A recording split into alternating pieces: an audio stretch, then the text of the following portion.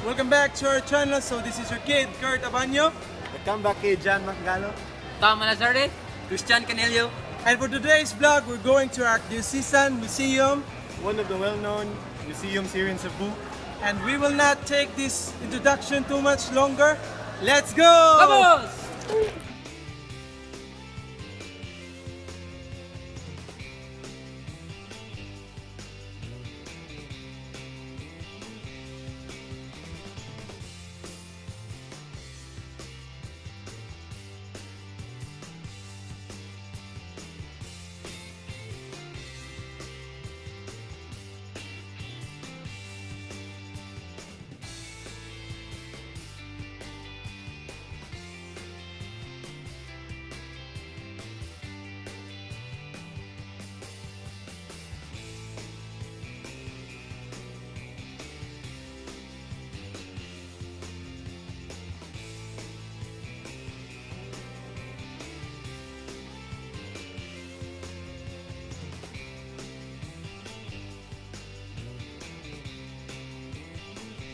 So we have arrived here now at Archdiocesan Museum. So what are we waiting for? Let's go!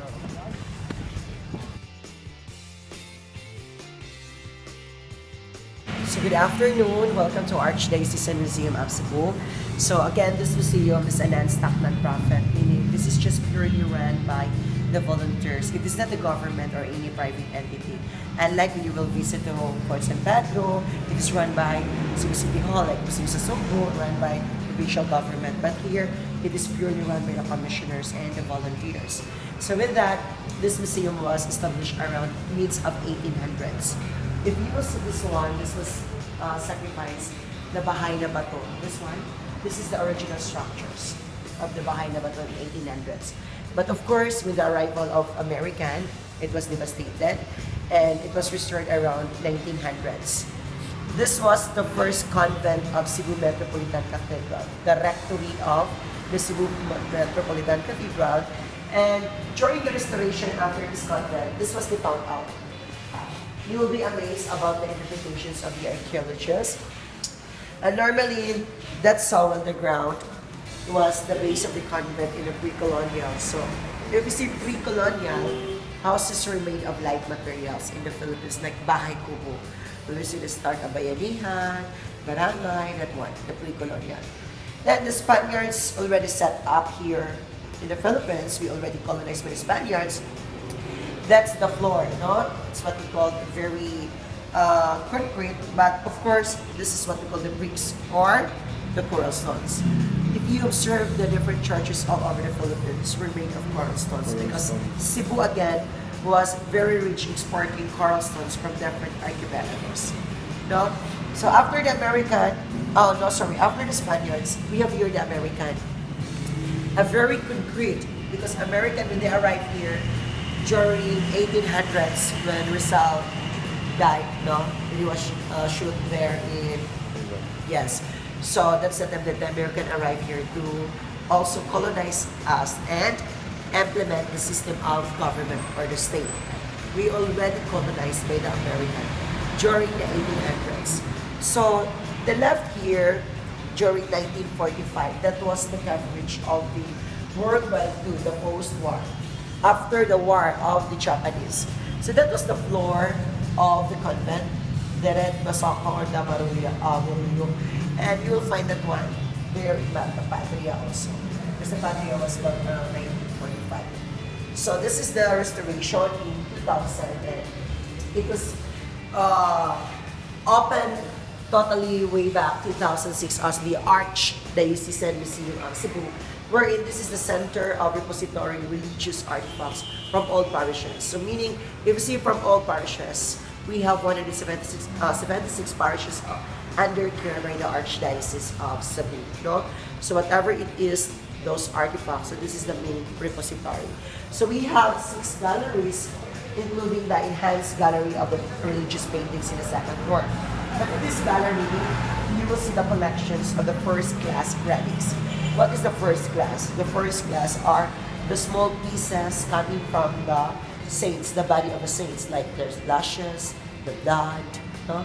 Any attached body from a certain saints. That's an ongoing project of the Holy Rosary Group. You will see there, and you are not allowed to be for that. Okay? You will see also the traditional Latin Mass before in 1800s, the portal altar. That's a silver plate lamp. And if you will proceed to the second floor, it's all about the arrival of our Christianity, the ecclesiastical treasures, where it signifies the Cuna del Cristianismo. Cuna means cradle of Christianity. That is the reason also why we are going to celebrate the 500 years of Christianity, because Christianization started here in Cebu, Philippines, way back 1521, the arrival of our Christianity. And then in 2021, that's the time. That's a very long-term preparation, long-term plan for the 500 years celebration. So after that, in the second floor, you will see the face of the late Cardinal Vidal, the financial statement of the church, the moonsta, the old picture of Cebu, the cathedral, the Archbishop Palace, the different collections of ivories collection. No? So we have also the Regalia of Worship in Gallery 5, and our new galleries is that the religious paintings. No? You will also see that one. So after that, you can proceed also in the garden, which you will see the courtyard, the Jubilee Garden, and also the patio. So free to go, and if you have some questions, please let me know after. Okay?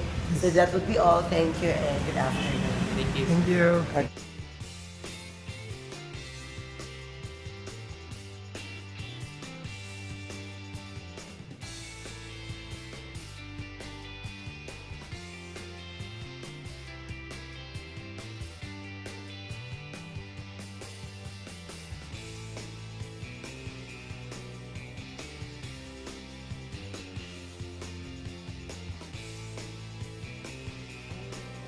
Okay, Sir Gerald, we're gonna ask you 8 questions. 8 questions? Can you make it 4? Okay. Okay, the first one is, how many items or artifacts are here inside the museum? Okay, so you're talking about the items and artifacts. Actually, we cannot give you the approximate number, but definitely it's all about more on 1,000. For the second question, what is the oldest of artifact? It depends. It varies about the oldest artifacts because we have also religious artifacts pertaining to the first class. No, the first class are, as what I said, the small pieces coming from a certain body of a saints who are already in heaven. So we have that one before Christ, the first class relics, the oldest one. And what is the latest? The latest, we have the International University Congress. We have also part of that artifacts for IEC. So the next question, sir, is what is the theme of the museum? Okay, so the theme of this museum, it's all about the ecclesiastical treasure. So that's what I said. This is the center of repository religious artifacts coming from different parishes. So ecclesiastical, which means a very precious left behind by the different parishes or the continuity of our Christian faith. So, sir, can you explain again what is the history behind the museum? Okay, again, it was 1800s as per history given to us by our commissioner also, that this was built around 1800s by Bishop Marengan. And of course, it was served as the first rectory or the convent of Cebu Metropolitan Cathedral. Among all the relics or the artifacts, what is the most expensive? We can say and we can tell it's very confidential, but we can say that we have the ivory collections. Before it was leached, but now you are not allowed to take ivory because ivory is coming from the past of the elephant. Yes. And sir, what is the process in storing the artifacts in the museum? We have in 1 month we have twice to have an inventory, to check, to conserve, to preserve if the artifacts are still intact, or we have to treat them also. And lastly, who or what are the major sponsors of this museum? And that's what I'm telling you, that we are so proud and honored that this museum is just purely run by the commissioners or the volunteers. No, not even the government, not even the Archbishop give us also the subsidy, but it is just purely run for us. So the entrance of the people keep going, coming, are our basis also for the maintenance of the museum, as well as the bookings and reservations, because this is also a venue for any religious activities like birthdays, weddings. We have the chapel, the Holy Chapel, we have the patio, we have the courtyard, the Jubilee, and as well as the small EVR. Okay, sir. That's all 8 of the questions. Thank you, sir. You're welcome, Mr. Thank you. Thank you. So that's it for today, guys. So this is Archdiocesan Museum. See you. Peace out.